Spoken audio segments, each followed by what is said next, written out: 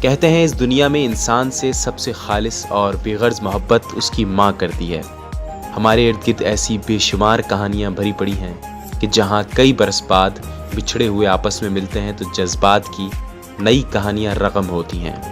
ایسے ہی کچھ مناظر 88 سالہ امریکی خاتون کی 69 سال بعد اپنی بیٹی سے ملاقات کے وقت بھی دیکھنے میں آئے۔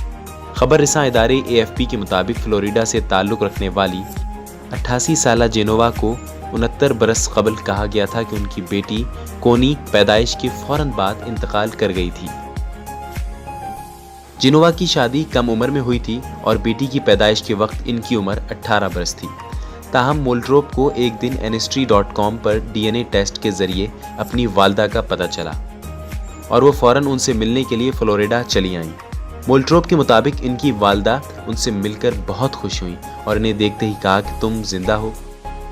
69 برس بعد ماں بیٹی کی یہ ملاقات انتہائی خوشگوار رہی اور 88 سالہ خاتون اپنی بیٹی سے مل کر پھولے نہ سمائیں۔